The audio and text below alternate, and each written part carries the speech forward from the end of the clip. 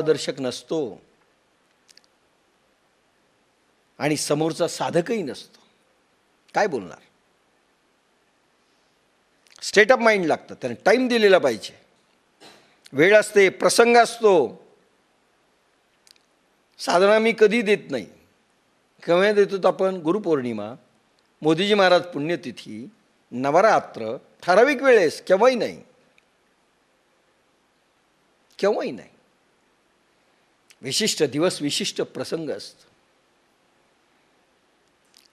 त्याच वेळेस ते बोल साधकाच्या प्राणामध्ये घुसतात, आत्मशक्तीवर ते प्रभाव करतात.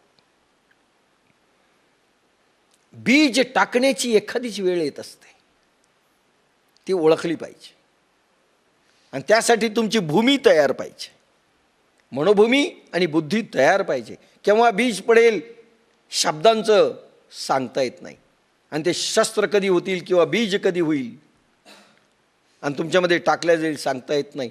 श्रवण मात्र परफेक्ट पाहिजे, श्रद्धेचं पाहिजे. मंत्र पूर्वी कानात द्यायचे, त्यांचं संपूर्ण व्यक्तिमत्व तयार असत त्यावेळेस ती अनुभूती येते. कानात द्यायचे, पण मंत्रांचा अनुभव कधी कोणाला आला का हो? अनेक गुरुकडून तुम्ही मंत्र घेतले, अनुभव आला? आणि अनुभव आला नसेल तर तो शास्त्रगुरू होतो, मंत्रगुरू होतो, सद्गुरू होऊ शकत नाही. आणि साधा एखादा तुटका फुटका अनुभव आला असेल तर फार अनुभवाला समजायचं काही कारण नाही, फार अनुभवाला समजायचं कारण नाही. आम्ही तर कुठलेच मंत्र देत नाहीत. मंत्र न देता साधे शब्दही परिणाम करून जातात. आणि अनेक ठिकाणी लोक जातात, त्यांचे मंत्र घेतात. अनुभव काय? अनुभव घेण्यापूर्वी आणि त्यांनी कानात मंत्र टाकल्यानंतर हे सारखेच, काही फरक नाही. टेप रेकॉर्डर ओनली, बाप्पासाहेबांच्या भाषेत, शेखरांच्या भाषेत टेप रेकॉर्डर आहेत, बाकी काय? अनुभूती येण्याकरिता साधकाची मनोभूमिका, पात्रता तयार असावी लागते, श्रवण तयार असावं लागतं. जाणतेणे गुरु भजिजे, नाही तर काही उपयोग होत नाही. एकदा आपल्या एका डॉक्टरनी, फार सुरुवात ज्ञानेश्वरीची झाली होती त्यावेळी, चंद्रशेखर गाडगीळ आपले बॉस परभणीला आले होते. त्यांना मी म्हणालो, शेखर आलेले आहेत, ते पळत आले. त्या डॉक्टरनी प्रश्न त्यांना विचारला, आम्ही पूर्ण होऊत का? त्यांनी उत्तर असं दिलं, अनेक लोक आश्रमात जाऊन पूर्वी राहायचे, सर्वांना सारखं मिळालं का? लक्षात घ्या, गुरु तेच, पण सर्वांना सारखं मिळालं का? आणि दुसरं वाक्य सांगितलं, तुमच्याकडे एखादा पेशंट येतो आणि मी हार्ट अटॅकपासून आता मी वाचणार का? तुम्ही काय उत्तर द्याल? तेच उत्तर इथे. भोळ्या समजुती काढून टाकल्या पाहिजे, कारण आपण श्रवणच आपल्याला जमत नाही ना, आपण श्रावक आहेत. श्रावकच झालं पाहिजे. तिया परी श्रोता अनुभवावी हे कथा, अति हळुवारपणे चित्ता अनुनिया. तिया परी श्रोता, श्रोता शब्द आहे, अनुभवावी हे कथा, अनुभव घ्या. पण प्रत्येक वाक्य ऐकल्याचा तरच अनुभव येईल ना. आणि विश्वासाने, श्रद्धेने, संशयाने नाही. ऐकलंय पण संशय यायलाय. अति हळुवारपणे चित्ता अनुनिया, हळुवारपणे मनाचं चित्त झालं पाहिजे. कसं काय, त्या ओवीर नाही बोलायचं.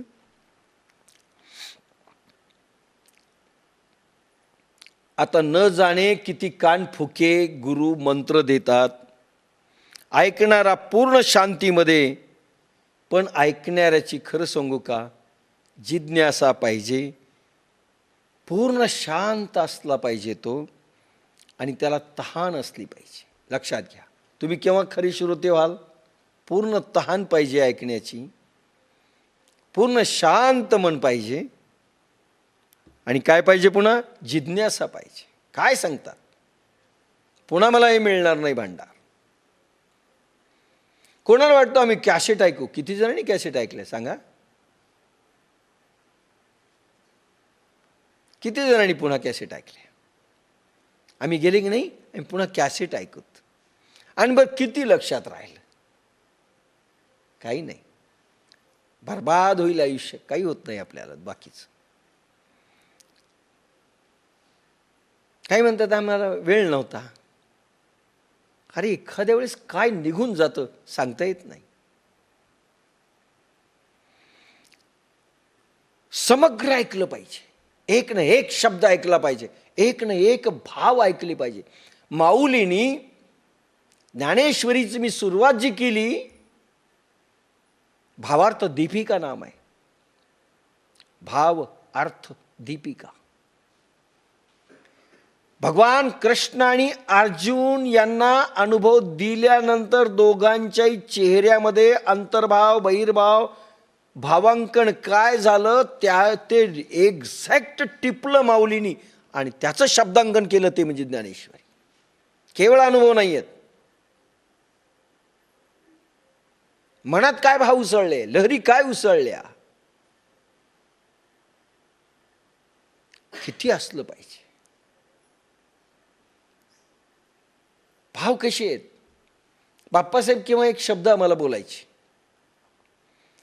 एखादी गोष्ट करायला सांगायची, डायरेक्ट नाही अशी, जसं मी बोलतोय तसं कधीच सांगत नसत.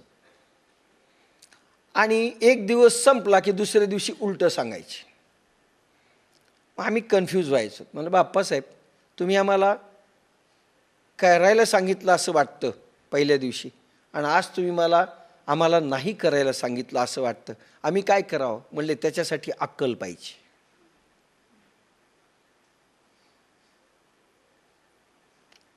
मी असंही बोललो तसंही बोललो, मग नेमकं काय बोललो याला मनन पाहिजे. पुढे मनन येईल. समग्र ऐकलं आम्ही, लिहिलं, पण निर्णय काय करावं? उलट आणि सुलट बोलतात ते, उलट आणि सुलट बोलतात. त्यावेळेस काय करणार?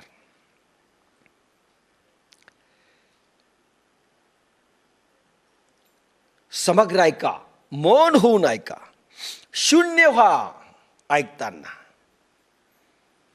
ऐकणारा वाचू नये. तुम्ही वाचूच नका, तुम्ही आहात हे विसरून जा. वळवळ जरी तुम्ही केली तर समजायचं तुम्ही आहात, जिवंत आहेत. वळवळ देखील नाही, हलणं नाही, डोलणं नाही. तुम्ही बुद्धांच्या आणि महावीरांच्या जैन धर्मातल्या मूर्त्या पहा, दगड होते का होते? तीर्थंकर. महावीर म्हणजे दगड, ऋषभदेव म्हणजे मोठा दगड, दगडच दाखवलेत. पण किती मौन, किती शांत. असं झालं पाहिजे.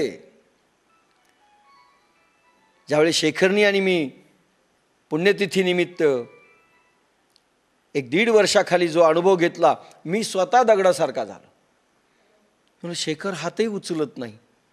मी असं हालून पाहिलं, इतका घाबरलो. म्हणलं आता उठायचं तरी कसं? फक्त बोलता येत होतं, हात हालत नव्हता. म्हटलं महावीर बुद्ध हे दगडासारखे झाले, ती हीच अवस्था नसेल? हात उचलायला गेलं तर उचलत नव्हता, ताठ. ते म्हणाले साधक वाट पाहत असतील, आता आपण संपूत. किती वेळ झाला असेल? म्हणलं 10 मिनिटं. म्हणजे 2.5 तास झाला आपण बसलोय. वाटलं 10 मिनिटाचं. भोगणारा स्वतःला विसरून गेला. ऐकताना स्वतः विसरून गेलं पाहिजे. स्वतःचं काही अस्तित्व आहे, स्वतःला काही इंद्रिय आहेत. मौन, शांतता आणि ऐकणारा वाचू नये. शब्दांची एक शक्ती असते, अनुभवामध्ये येणारा एक रसस्त्राव असतो. आत्म्यापासून उठलेल्या त्या लहरी असतात, त्या झेलल्या पाहिजेत.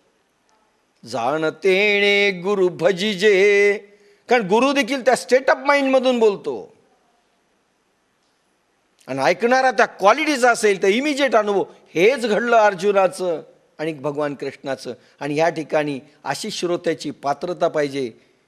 सांगताना भगवान ज्ञानेश्वरी सांगतात, जे अर्जुनाची पाती परिसन्या योग्य होती.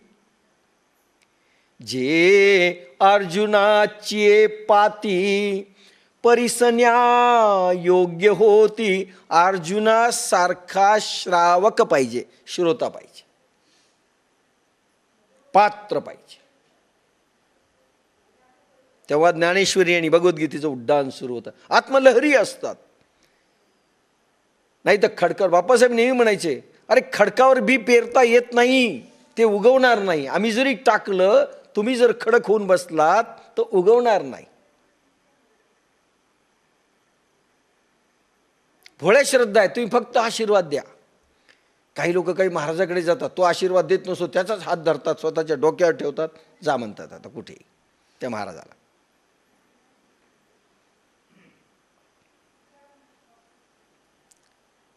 गुरु आणि शिष्यांच्या संवादातून, हा गुरु आणि शिष्यांचा संवाद असतो, श्रोता आणि वक्ता. म्हणजे बोलणारा, ऐकणारा हे दोघही शिल्लक राहू नयेत. पुढचे तर भाव वेगळे आहेत. शब्दे विण संवादिजे इंद्रियानेणता भोगिजे. पुढचा संवाद तर अतिशय मौन आहे. पण सुरुवातीला श्रोता व्हावं लागतं. आणि त्याचा इफेक्ट काय? ऐकणारा, सांगणारा दोन्ही स्वतःला विसरले पाहिजे. फक्त शब्द शिल्लक राहावेत, फक्त शब्द.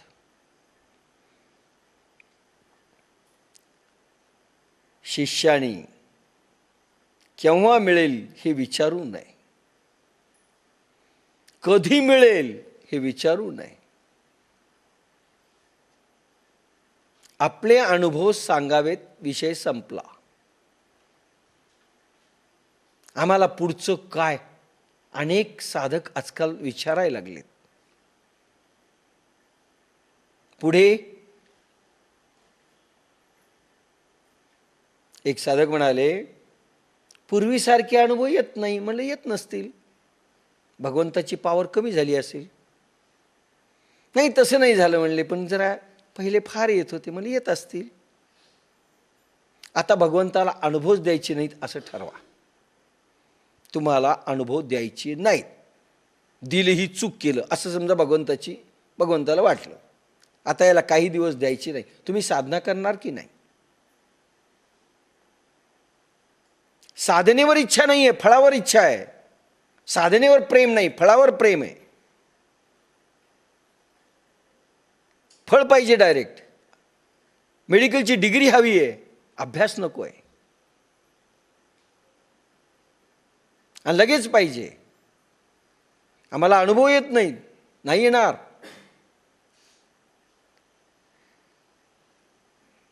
बावीस 22,000 वर्षापूर्वी उद्दालक नावांचे ऋषी होऊन गेले.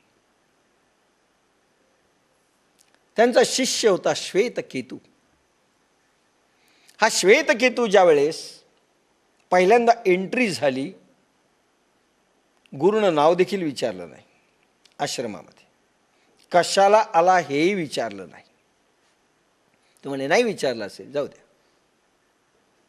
हळूहळू गुरु पाहत देखील नसत. त्यांची सेवा करायला लागला, पाय दाबायला लागला, लाकडं आणायला लागला. 24 तास हवनकुंड चालत होतं, त्याच्यामध्ये समिधा आणायला लागला, टाकायला लागला. गुरुजवळ बसायला लागला. गुरुनं विचारलंच नाही त्याला. आणि यांनी सांगितलं नाही, मी आलो, हॅलो, मी माझा परिचय करून देतो, नाही. कित्येक वर्ष गेले. त्याला अनेकांनी विचारलं, अरे तुला विचारलं नाही, तूही सांगितलं नाही, काय करायचं म्हणजे? मी काम करतोय, मी सेवा करतोय, विषय संपला. मलाही विचारायचं नाही म्हणजे मी आपलं करतोय श्रद्धेने सगळं. हळूहळू कित्येक वर्ष ज्यावेळेस झाले, गुरूंच्या श्वासांचा अनुभव येऊ लागला. त्यांचं प्रत्येक वाक्य भिनू लागलं.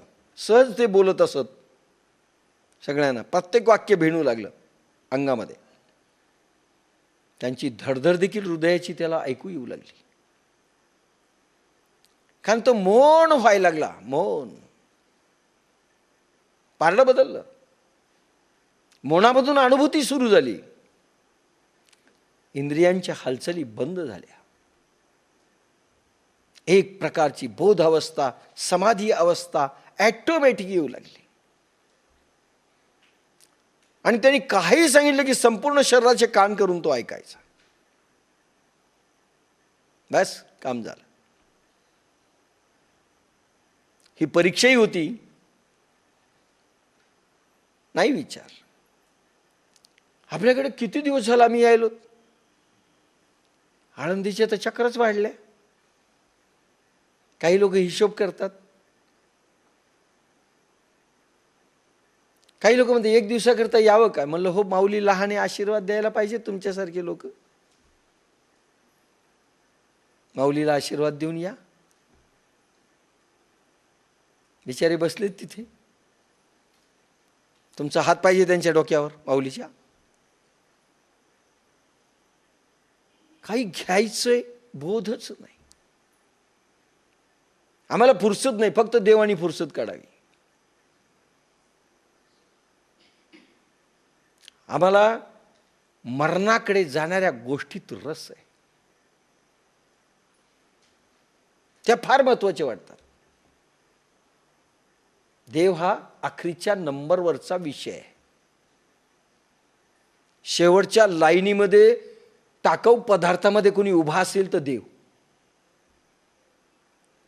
फुरसत मिळाली तर पाहूत, नाही तर पुढचा जन्म. म्हणून मन अनुकूल ऐकत असतं, प्रतिकूल ऐकत नसतं. हाही भाव संपला पाहिजे. आपण मध्येच ऐकत असताना श्रोते म्हणून अनुकूल ऐकतो. काही लोक तर स्पष्ट असंच हलवतात, म्हणजे यस बरोबर आहे, सांगायले गुरु बरोबर आहे. दुसऱ्याला सांगतात गुरु बरोबर आहे, सर्टिफिकेट. आणि काही चुकलं ना, बरोबर नाही, लगेच निर्णय. असं नाही. मन प्रतिकूल सोडत असतं, अनुकूल ऐकत असतं. मध्येच काही लोक मान जरी हलवत नसले तरी मध्येच सांगतात नाही हे चूक बोलायले. मध्येच yes no yes no yes no चालू असतं. अनुकूल घ्यायचं, प्रतिकूल सोडायचं. याला श्रवण होत नाही, संघर्ष होतो. मन संघर्ष करतं. अनुकूल कोणतं आहे आपल्या, प्रतिकूल कोणतं आहे. समजा गुरुनं सांगितलं असेल आज तुम्ही पूर्ण वेळ आलं पाहिजे, मन म्हणतं मध्येच यांना काय लागतं बोलायला, आम्हाला संसार आहे. लगेच प्रत्युत्तर मनातल्या मनातच सुरू होतं. अनुकूल आणि प्रतिकूल याला श्रोता म्हणणार नाहीत, तुम्ही फायदा घेऊ शकणार नाही. जाणतेने गुरु भजिजे, हे झालं श्रवणाच्या पायऱ्या, श्रवणाची अवस्था. आता पुढची स्थिती तुमची मनन. लक्षात घ्या, ऐकल्यानंतर प्रामाणिकपणे मनन करणे.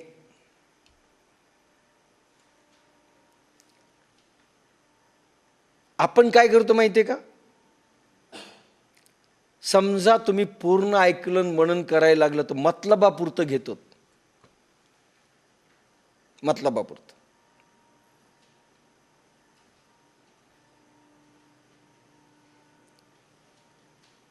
अर्धवट वाक्य उचलतो पहा आणि ते मतलबापुरतं घेतो. सोमानी म्हणले संसार सोडायचा नाही, ज्ञानेश्वरी चालते. अरे पण सोमानीचं दुसरं वाक्य आहे, तुम्ही ज्ञानेश्वरी पण सोडायची नाही, ते गाळून टाकायचं. मतलब काय? सोमानीने सांगितलंय संसार फर्स्ट, आणि संसार होऊ शकतो म्हणून आम्ही आलो. पण इतक्या दिवसाच्या गोच्या द्या असं सांगितलं का सोमानीनं ज्ञानेश्वरीला? संसारात एकही गोची बसता कामा नाही, अध्यात्मात किती बसू द्या असं सांगितलं.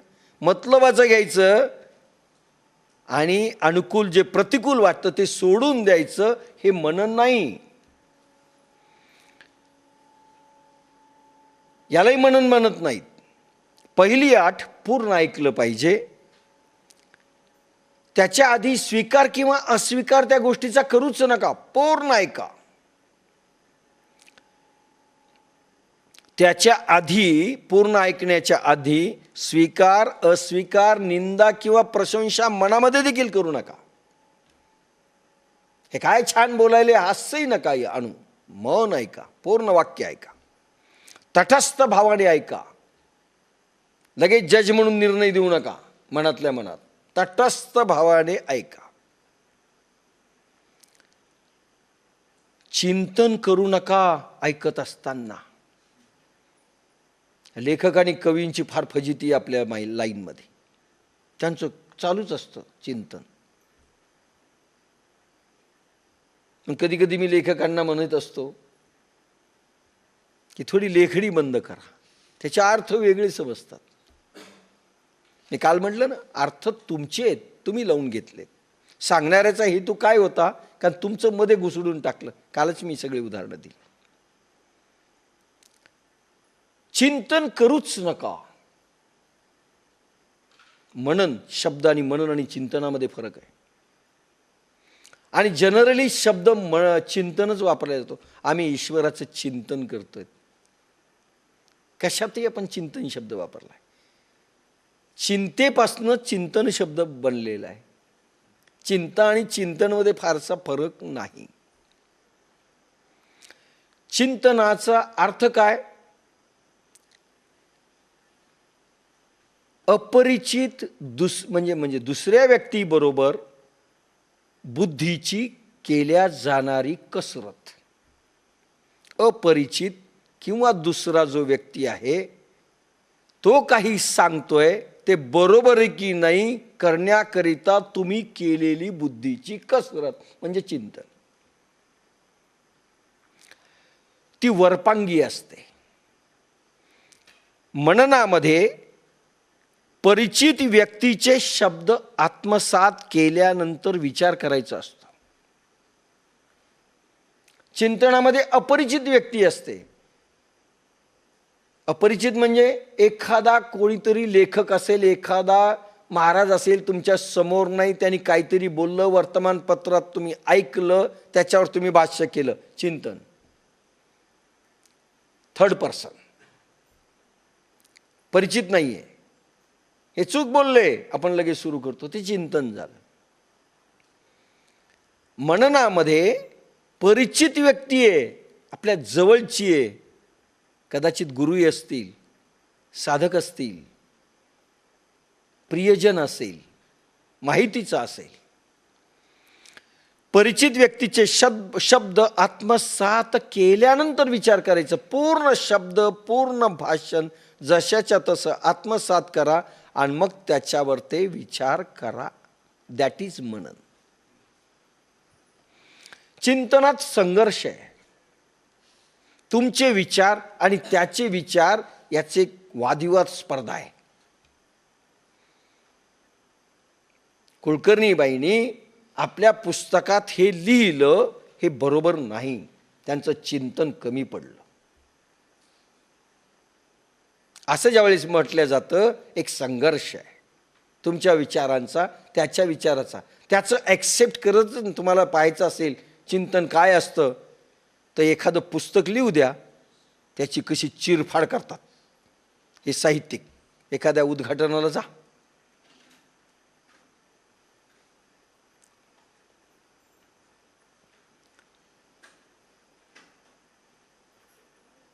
एखाद्या उद्घाटनाला गेल्यानंतर ती जी चिरफाड होते ती वेगळीच असते. त्याला वाटतं आपण नसतं जर बोललो, नसतं लिहिलं तर बरं झालं असतं. लिहिणाऱ्याला अक्कल नाही इथूपासून जी सुरुवात होते, चांगल्या अक्कलवानाकडून तरी लिहून घ्यायचं होतं, इथपर्यंत जातं. याला म्हणतात चिंतन.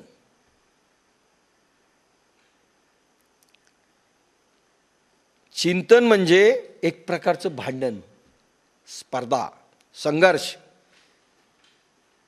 एखाद्या वेळेस तुम्ही वादिवाद स्पर्धेमध्ये हारलात तर हार मानून घेत नाही तो, मनातल्या मनात गपचूप बसतो. आज मी कमी पडलो याला हरवण्यामध्ये, माझा तर्क कमी पडला, माझे विचार कमी पडले असतील, पण तो हार मानून नाही घेत.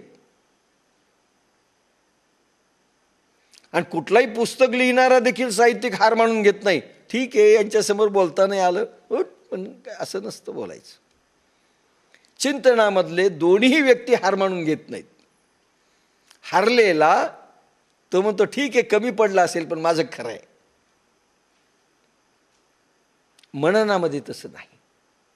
चिंतन म्हणजे भांडण, जिंकले नाही म्हणून हार मानणे. याच्यामध्ये मात्र पूर्ण स्वीकार. 100% करेक्ट आहे. स्वतःची काही मतच नाहीत. नंतर तपासायचे, बरोबर आहे चूक आहे, नाही तर बाबा काही चूक आहे, काही बरोबर आहे, पण निर्णय नंतर. सगळं स्वीकार करा असं नाही. हा गुरुचा असेल तर स्वीकार करा, पण गुरुनं काही उलट सांगितलं तरी एखाद्या वेळेस स्वीकार नाही करायचा, नका करू.